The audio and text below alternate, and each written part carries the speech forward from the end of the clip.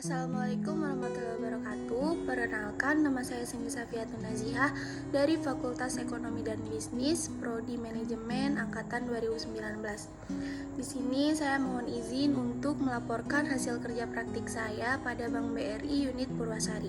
Sebelumnya saya ingin mengucapkan banyak-banyak terima kasih kepada Bapak Profesor Dr. Andes Haji Dedi Mulyadi SEMM selaku Rektor Universitas Buana Perjuangan Karawang, kepada Ibu Dr. Andes Citra Safitri SEMM selaku Dekan Fakultas Ekonomi dan Bisnis Universitas Buana Perjuangan Karawang. Yang ketiga, kepada Bapak Haji Suroso SEMM selaku Koordinator Program Studi Manajemen Universitas Buana Perjuangan Karawang. Lalu yang selanjutnya kepada Bapak Dr. Anders Sihabudin SEMM dan Bapak Robi Fauji SEMM selaku dosen pembimbing saya. Pada kesempatan kali ini saya ingin melaporkan hasil kerja praktik saya dengan judul Analisis Laporan Keuangan untuk Dasar Penilaian Kinerja Keuangan pada PT Bank Rakyat Indonesia Persero Terbuka Unit Purwasari. Diajukan sebagai salah satu mata kuliah wajib saya, yaitu kerja praktik. Pada laporan hasil kerja praktik ini terdiri dari 5 bab. Yang pertama bab 1 yaitu pendahuluan, bab 2 gambaran umum perusahaan, bab 3 tinjauan pustaka, bab 4 pelaksanaan kerja praktik, bab 5 penutup. Untuk bab pertama berisi tentang latar belakang, tujuan, waktu pelaksanaan, dan tahapan kegiatan. Latar belakang diadakannya kerja praktik ini karena pelaksanaan magang atau kerja praktik merupakan salah satu mata kuliah wajib pada program studi berupa penempatan praktik kerja mahasiswa. Kemudian untuk memberikan wawasan dan pengalaman mengenai penerapan pengetahuan dalam dunia kerja. Yang selanjutnya ada tujuan. Tujuan di sini terbagi menjadi 3. Yang pertama, untuk mengetahui kedudukan dan koordinasi pada PT Bank BRI Unit Purwasari. Yang kedua, agar mahasiswa dapat mengetahui dan memahami kondisi dan suasana kerja di lapangan dengan melaksanakan beberapa tugas yang diberikan dari perusahaan melalui pembimbing lapangan. Yang ketiga, untuk mengetahui kesehatan bank dengan menggunakan analisis laporan keuangan. Kemudian ada waktu dan tahapan kegiatan. Dalam melaksanakan kerja praktik ini, saya melaksanakan kerja praktik selama 1 bulan terhitung dari tanggal 1 Maret sampai dengan tanggal 1 April. Untuk waktu kerjanya dari jam 8 pagi hingga jam 15.00 waktu Indonesia Barat. Selanjutnya ada bab 2 yaitu tentang gambaran umum perusahaan. Pada awalnya Bank BRI didirikan di Purwokerto, Jawa Tengah oleh Raden B. Arya Wiryatspaja dengan nama Bank Bantuan dan Simpanan milik kaum priai Purwokerto, suatu lembaga keuangan yang melayani orang-orang berkebangsaan Indonesia atau pribumi. Lembaga tersebut berdiri tanggal 16 Desember tahun 1895, yang kemudian dijadikan sebagai hari lahir BRI pada periode setelah kemerdekaan Republik Indonesia berdasarkan Peraturan Pemerintah Nomor 1 Tahun 1946, Pasal 1 disebutkan bahwa BRI adalah sebagai bank pemerintah pertama di Republik Indonesia. Dalam masa perang mempertahankan kemerdekaan pada tahun 1948, kegiatan BRI sempat terhenti untuk sementara waktu dan baru mulai aktif kembali setelah Perjanjian Renville pada tahun 1949 dengan berubah nama menjadi Bank Rakyat Indonesia Serikat. Pada waktu itu, melalui Perpu Nomor 41 Tahun 1960, dibentuklah Bank Koperasi Tani Nelayan dan Nelayan atau BKTN yang merupakan peleburan dari BRI. Visi dan misi perusahaan. Yang pertama ada visi. Visi PT Bank Rakyat Indonesia adalah menjadi the most valuable banking group di Asia Tenggara dan champion of financial inclusion. Lalu untuk misinya, yang pertama memberikan yang terbaik. Maksudnya melakukan kegiatan perbankan yang terbaik dengan mengutamakan pelayanan kepada segmen mikro, kecil, dan menengah untuk menunjang peningkatan ekonomi masyarakat. Yang kedua, menyediakan pelayanan yang prima. Maksudnya dengan fokus kepada nasabah melalui sumber daya manusia yang profesional dan memiliki budaya berbasis kinerja, performance driven culture, teknologi informasi yang handal dan future ready, dan jaringan kerja konvensional maupun digital yang produktif dengan menerapkan prinsip operasional dan risk management excellence. Yang ketiga, bekerja dengan optimal. Maksudnya, bekerja dengan optimal yang baik memberikan keuntungan dan manfaat yang optimal kepada pihak-pihak yang berkepentingan atau stakeholders dengan memperhatikan prinsip keuangan berkelanjutan dan praktik good corporate governance yang sangat baik. Untuk selanjutnya ada struktur organisasi. Pada Bank BRI Unit Purwasari terdiri dari kepala unit, teller, customer service, mantri, CS Kur, Asman Kur, pramubakti, penjaga malam, dan satpam. Lalu untuk pembagian tugas dan tanggung jawab dan wewenang. Yang pertama ada kepala BRI unit, tugas dan tanggung jawab. Yang pertama bertanggung jawab atas semua operasional di BRI unit. Yang kedua sebagai pengawas penuh terhadap operasional BRI unit. Yang ketiga pemegang password BRI unit. Yang keempat bertanggung jawab atas proses data di BRI unit. Selanjutnya ada mantri. Tugas dan tanggung jawabnya itu pertama melaksanakan pemasaran produk BRI, yang kedua bertanggung jawab terhadap proses pinjaman, yang ketiga bertanggung jawab atas pinjaman, yang keempat melakukan prakarsa usulan putusan pinjaman BRI unit sesuai ketentuan yang berlaku agar pinjaman yang diberikan layak. Yang ketiga ada customer service. Tugas dan tanggung jawab memberikan informasi kepada nasabah atau calon nasabah mengenai produk BRI, memberikan informasi saldo pinjaman, transfer maupun pinjaman bagi nasabah yang memerlukan guna memberikan pelayanan yang memuaskan kepada nasabah. Yang ketiga, melayani permintaan salinan rekening koran bagi nasabah yang memerlukan, di luar pengiriman secara rutin setiap awal bulan guna memberikan pelayanan yang memuaskan nasabah. Yang keempat ada teller. Tugas dan tanggung jawabnya itu untuk melakukan tambahan kas agar kelancaran pelayanan kepada nasabah dapat berjalan dengan baik dan memuaskan. Yang kedua, menerima uang setoran dari nasabah dan mencocokkan dengan data setoran guna memastikan kebenaran transaksi dan keaslian uang yang diterima. Yang selanjutnya ada CS Kur. Tugas dan tanggung jawabnya memberikan informasi tentang produk BRI yaitu KUR dengan sejelas-jelasnya agar nasabah atau calon nasabah bisa paham dan tidak terjadi selisih paham. Kemudian ada Asman Kur atau asisten mantri KUR bertugas untuk membantu CS KUR dalam menjalankan tugasnya. Yang ketujuh ada pramubakti. Tugasnya untuk membantu menyiapkan kebutuhan pegawai Bank BRI dan memastikan semuanya tersedia dan membersihkan seluruh bagian kantor. Yang kedelapan penjaga malam. Bertugas untuk menjaga Bank BRI saat malam hari untuk menghindari ada kemalingan atau pembobolan bank pada malam hari. Yang kesembilan ada satpam, bertugas untuk menjaga ketertiban nasabah bank dan sebagai penjaga pegawai bank. Bab 3 ada tinjauan pustaka. Pengertian manajemen menurut para ahli. Menurut Hasibuan tahun 2010 mengatakan bahwa manajemen adalah ilmu dan seni mengatur proses pemanfaatan sumber daya manusia dan sumber daya lainnya secara efektif dan efisien untuk mencapai suatu tujuan tertentu. Yang kedua, manajemen menurut Terry dalam Nawawi tahun 2011 adalah pencapaian tujuan organisasi atau perusahaan yang telah ditentukan dengan menggunakan tangan orang lain. Yang ketiga, manajemen menurut Niti Semito tahun 2012 adalah suatu ilmu dan seni dalam mencapai tujuan melalui kegiatan orang lain. Selanjutnya, pengertian manajemen keuangan.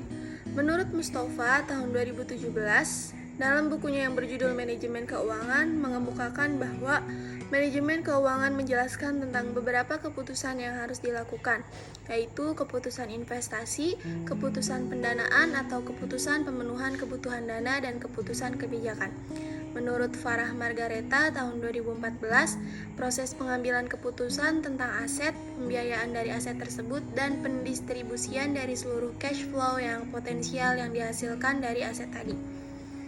Menurut Irham Fahmi tahun 2015 mengemukakan bahwa manajemen keuangan merupakan penggabungan dari ilmu dan seni yang membahas, mengkaji, dan menganalisis tentang bagaimana seorang manajer keuangan dengan mempergunakan seluruh sumber daya perusahaan untuk mencari dana, mengelola dana, dan membagi dana dengan tujuan memberikan profit atau kemakmuran bagi para pemegang saham. Menurut Siswanto tahun 2012 adalah sesuatu yang ingin direalisasikan yang menggambarkan cakupan tertentu dan menyarankan pengarahan kepada seorang manajer. Kemudian ada fungsi manajemen keuangan. Fungsi manajemen keuangan menurut Fahmi tahun 2015 yaitu ilmu manajemen keuangan berfungsi sebagai pedoman bagi manajer perusahaan dalam setiap pengambilan keputusan yang dilakukan. Artinya, seorang manajer keuangan boleh melakukan terobosan dan kreativitas berpikir, akan tetapi semua itu tetap tidak mengesampingkan kaidah-kaidah yang berlaku dalam ilmu manajemen keuangan. Menurut Agus Harjito dan Martono, terdapat 3 fungsi utama dalam manajemen keuangan, yaitu keputusan investasi, kedua keputusan pendanaan, ketiga keputusan manajemen aset keuangan. Berikutnya ada pengertian laporan keuangan. Menurut Kasmir tahun 2019, laporan keuangan adalah laporan yang menunjukkan kondisi keuangan perusahaan pada saat ini atau dalam suatu periode tertentu. Menurut Werner R. Murhadi tahun 2019, laporan keuangan merupakan bahasa bisnis. Di dalam laporan keuangan berisi informasi mengenai kondisi keuangan perusahaan kepada pihak pengguna. Dengan memahami laporan keuangan suatu perusahaan, maka berbagai pihak yang berkepentingan dapat melihat kondisi kesehatan keuangan suatu perusahaan. Yang ketiga, menurut Sutrisno tahun 2012, laporan keuangan adalah hasil akhir dari proses akuntansi yang meliputi 2 laporan utama, yakni neraca dan laporan laba rugi. Laporan keuangan disusun dengan maksud untuk menyediakan informasi keuangan suatu perusahaan kepada pihak-pihak yang berkepentingan sebagai bahan pertimbangan di dalam mengambil keputusan. Pengertian analisis keuangan. Menurut Harahap tahun 2009, analisis laporan keuangan berarti menguraikan akun-akun laporan keuangan menjadi unit informasi yang lebih kecil dan melihat hubungannya yang bersifat signifikan atau yang mempunyai makna antara yang satu dengan yang lain, baik antara data kuantitatif maupun data non-kuantitatif, dengan tujuan untuk mengetahui kondisi keuangan lebih dalam yang sangat penting dalam proses pengambilan keputusan yang tepat. Kemudian menurut Munawir tahun 2010, analisa laporan keuangan adalah analisa laporan keuangan yang terdiri dari penelaahan atau mempelajari daripada hubungan atau kecenderungan untuk menentukan posisi keuangan dan hasil operasi serta perkembangan perusahaan yang bersangkutan. Kemudian yang selanjutnya ada pengertian kinerja keuangan. Menurut Fahmi tahun 2018, kinerja keuangan adalah suatu analisis yang dilakukan untuk melihat sejauh mana suatu perusahaan telah melaksanakan dengan menggunakan aturan-aturan pelaksanaan keuangan secara baik dan benar. Kinerja keuangan perusahaan yang baik adalah pelaksanaan aturan-aturan yang berlaku yang sudah dilakukan secara baik dan benar. Menurut Isna dan Ayu tahun 2015, kinerja keuangan merupakan salah satu isu yang sangat penting dikaji dalam organisasi sektor publik termasuk pemerintahan. Sejak diterapkannya penganggaran berbasis kinerja, semua pemerintah dituntut untuk mampu menghasilkan kinerja keuangan pemerintahan secara baik agar dapat memperhatikan efektivitas, efisiensi, dan ekonomis. Bab 4. Pelaksanaan kerja praktik. Yang pertama, kedudukan dan koordinasi. Dalam kegiatan kerja praktik ini, saya ditempatkan di bagian back office, bagian pengarsipan berkas, dan scanning berkas nasabah. Kegiatan kerja praktik ini dilakukan pada hari Senin sampai Jumat jam 8 sampai jam 3 waktu Indonesia Barat. Serta kegiatan kerja praktik ini berkoordinasi dengan customer service dan teller bank yaitu Ibu Inka dan kepala unit yaitu Bapak Yoinda Agta Triangka. Lalu yang selanjutnya ada uraian pelaksanaan kerja praktik. Adapun pekerjaan yang dilakukan selama kerja praktik yang dilaksanakan pada hari Selasa tanggal 1 bulan Maret tahun 2022 sampai dengan hari Jumat tanggal 1 bulan April 2022 dan dilaksanakan selama hari kerja yaitu hari Senin sampai hari Sabtu dibagi menjadi 2, yaitu tugas utama dan tugas pendukung. Untuk tugas utamanya, yang pertama mengecek kelengkapan berkas nasabah, membantu pengecekan data-data yang diperlukan nasabah untuk pembukaan rekening baru atau untuk peminjaman modal usaha. Yang kedua, pengarsipan dokumen penting. Mengarsipkan dokumen yang penting agar tidak tercampur dengan berkas-berkas lainnya, agar lebih mudah dicari apabila diperlukan. Yang ketiga, scanning berkas nasabah. Scanning kelengkapan dokumen nasabah agar bisa diinput di dalam komputer untuk mencegah kehilangan berkas atau apabila terjadi kebakaran dan lain-lain. Untuk tugas pendukungnya, di sini saya membantu divisi lain dalam melayani nasabah. Membantu divisi lain apabila sedang banyak nasabah untuk dibantu menyelesaikan maksud dan tujuan nasabah datang ke bank seperti mengajukan pinjaman modal usaha, mengisi formulir pendaftaran, menjelaskan isi tentang perjanjian hutang. Kemudian ada permasalahan dan solusi. Untuk permasalahan yang dialami selama menjalani kerja praktik adalah kurang terfasilitasinya alat kerja, seperti alat scanning sehingga menyulitkan kami untuk men-scan banyak data yang harus di-scan. Lalu untuk solusinya, solusi dari permasalahannya yaitu dengan mendownload aplikasi scanner pada smartphone pribadi untuk men-scan data-data yang diperlukan. yang kemudian akan dipindahkan melalui laptop ke komputer customer service untuk digabungkan dalam satu file berisi file yang sudah di-scan. Untuk bab 5 ada kesimpulan dan saran. Yang pertama, untuk kesimpulan, berdasarkan uraian pada penelitian yang telah dilakukan, maka dapat diambil kesimpulan sebagai berikut. 1. Laporan keuangan merupakan gambaran atas hasil dari semua aktivitas ekonomi yang dilakukan perusahaan guna mendapatkan laba sebesar-besarnya yang disajikan pada akhir periode yang terdiri dari neraca, laporan laba rugi, dan laporan perubahan posisi keuangan. Pembuatan dan penyajian laporan keuangan bertujuan untuk menyediakan informasi mengenai posisi keuangan perusahaan dan kinerja keuangan masa lalu yang bisa digunakan untuk memprediksi keadaan keuangan di masa yang akan datang. Untuk memenuhi kebutuhan pihak-pihak yang berkepentingan terhadap kondisi perusahaan tersebut, yaitu antara lain manajer, kreditur, dan pihak-pihak lainnya. Yang kedua, laporan keuangan merupakan salah satu sumber informasi yang penting bagi sebagian besar pemakai laporan keuangan. Akan tetapi harus diproses dulu agar mendapatkan hasil yang akurat sehingga dapat membantu pihak-pihak yang berkepentingan dalam mengambil keputusan yang berhubungan dengan perusahaan, yaitu dengan melakukan analisis terhadap laporan keuangan tersebut menggunakan rasio-rasio keuangan. Yang selanjutnya ada saran. Saran berdasarkan uraian-uraian pada penelitian ini, maka saya akan memberikan beberapa saran untuk membantu pihak-pihak yang berkepentingan terhadap laporan keuangan, yaitu sebagai berikut.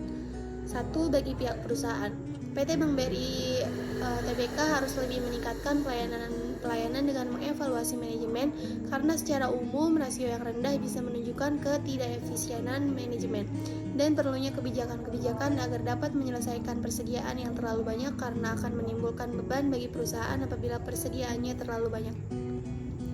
Yang kedua, bagi peneliti yang akan datang untuk penelitian sebaiknya lebih kepada kinerja perusahaan dari segi non-keuangan, misalnya dari kepuasan pelanggan, kualitas produk, dan lain-lain, karena pada penelitian ini sudah menitik beratkan pada perhitungan analisis rasio terhadap laporan keuangan untuk menilai kinerja perusahaan.